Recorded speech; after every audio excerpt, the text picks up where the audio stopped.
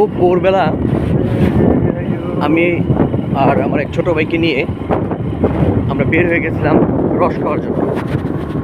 তো রস খাওয়ার পরে খুব সুন্দর একটা এলাকা দিয়ে ঘুরতেছি।